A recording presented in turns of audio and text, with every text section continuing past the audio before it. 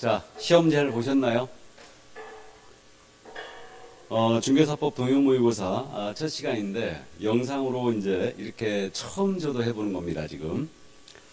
자, 그 동형모의고사는 직접 시험을 보고 하는 게 좋은데 어쨌든 뭐 지금 상황이 이러니까 영상으로 지금 하게 됩니다. 그래서 그 아무래도 집중력이 좀 떨어지긴 떨어질 텐데 그래도 꼭 이 문제들 정리해 주시고요. 해설을 듣고 이해를 하시는 거는 모르는 거라 이해하셔야 됩니다. 그래서 동형모의고사는 이 점을 꼭 명심하시고 내가 해설을 듣고 이해하는 거는 그 부분을 꼭 다시 한번 확인을 해 보시기 바랍니다. 자, 비도 오고 출초합니다. 자, 그럼 1번 문제 바로 갑니다. 공인인증사업상 용어의 정의로 옳은 것 그랬는데요. 자, 이 용어의 정의 문제는 일단 두 가지 유형으로 구분됩니다. 하나는 단순형이 있어요. 그래서 지금 이 단순형 문제가 나오는 겁니다. 그리고 또 하나는 중개에 관련된 판례를 물어보는 문제가 있거든요. 그래서 이제 둘 중에 하나가 출제되고 있고 요즘 신개항은 이 단순형을 응용해서 지금 내고 있습니다. 그래서 지금 이 단순형에 대해서 뭐 예를 들면은 사원 임원 중에 공인인사인자는 소속공사이다. 이런 식으로 지금 물어보는 문제가 있는데 이런 문제 유형이 요즘 최신 경향입니다. 그래서 이런 단순형이 나왔을 땐 주의할 점이요. 용어의 정의를 떠올리면서 읽으셔야 됩니다. 그래야지 여러분들이 쉽게 문제를 풀어내요. 자, 그럼 보겠습니다. 중개라 함은 그랬어요. 중개라 함은 그럼 출발을 뭘로 해야 돼요? 법제 3조에 의한 중개대상물에 대하여 이렇게 출발해야 되죠. 아니면 법정 중개대상물 이렇게 출발해야 돼서 중개사무소에 개설 등록을 하고 바로 틀렸어요. 그 다음에 부동산에 대하여도 아니죠. 중개대상물에 대하여 거래 당사 간의 매매교환 임대차 그 밖의 권리의 득실 변경에도 빠졌죠. 여기에 그래서 이것도 틀렸습니다. 많이 틀렸네요. 그래서 1번 틀렸고요. 2번 개업공인인사함은 뭐가 떠올려야 돼요? 개설 등록. 그래서 이 법에 의해 중개사무소에 개설 등록을 한 자를 말한다. 여기서 끝나야 돼요. 그래서 공인인사가 들어갔죠. 틀렸습니다.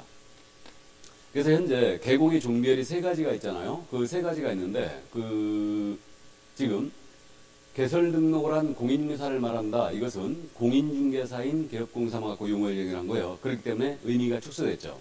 그래서 이제 개공의 종별이 세 가지가 이렇게 있지 않습니까? 법인인 개공이 있고 공인인사인 개공이 있고 중개인이 있는데 개설 등록을 한 공인인사를 말한다 그랬으니까 공인인사인 개공만 갖고 정의한 거예요. 그래서 틀렸고.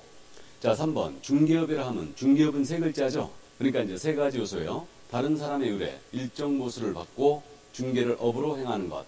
맞았네요? 정답이에요. 그래서 3번 정답이고요. 4번입니다. 중개보조인이라 하면 뭐로 출발해야 돼요?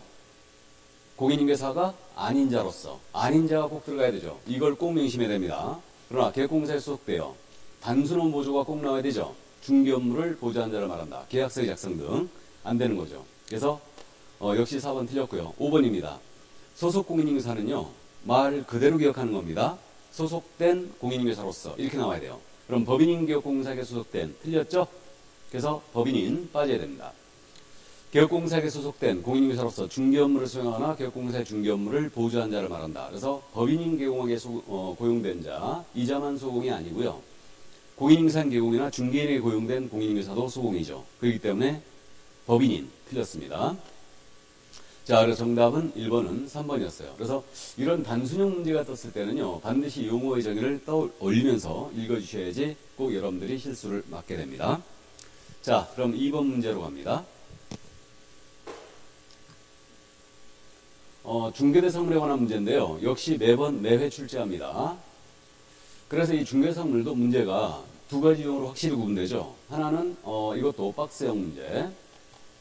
모두 골라라. 또 하나는 이제 판례의 태도를 물어보는 풀어쓰는 문제 유형이 있거든요. 그래서 오늘은 이렇게 풀어쓰는 문제 유형을 연습하는 겁니다.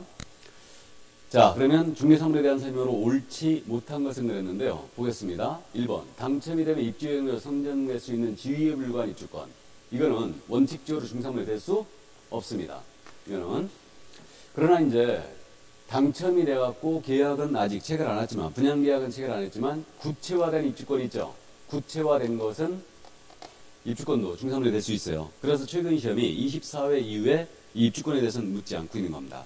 그러나 이렇게 출제하면 원칙적으로 이 지문은 맞았다는 거. 입주권은 안 된다고 보시면 돼요. 다음에 토지 정착물인 물건은 모두 중개상물이 된다. 모두. 틀렸죠? 그럼 토지의 정착물 중에 대표적인 중사물이 건물이 있고 명인 방법을 갖춘 수목의 집단이 있죠. 그렇기 때문에 일단 2번 질문 틀렸고, 다음 3번입니다. 그러니까 정답이었습니다. 주택이 철거될 경우에 대토권입니다.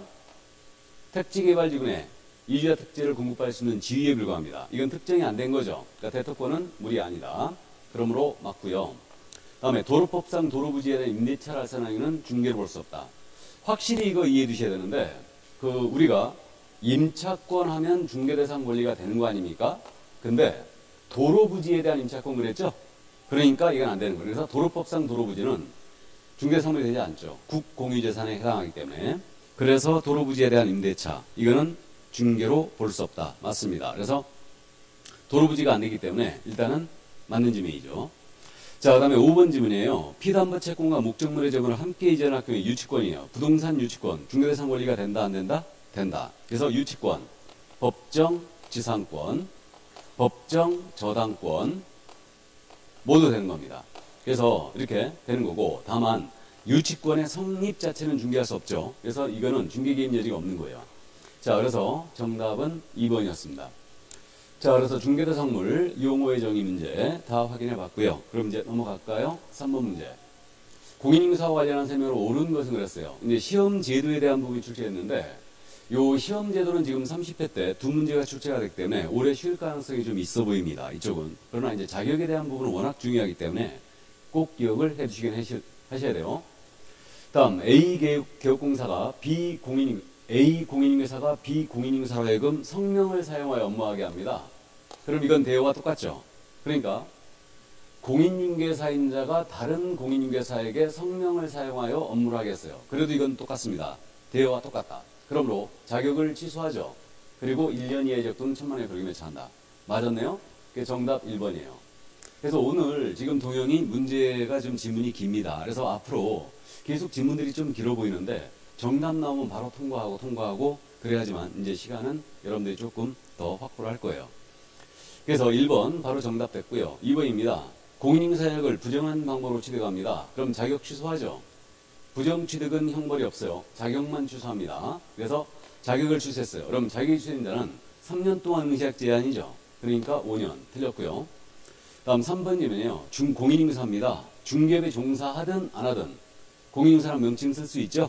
그래서 공인인사일지라도 중개업에 종사하고 있지 아니한 경우에는 유사명칭, 공인인사 유사명칭을 사용해서는 안 된다. 틀렸죠. 그러니까 공인인사이기 때문에 이거는 중개업에 종사하든 안 하든 사용할 수 있습니다. 다음 4번 질문이에요.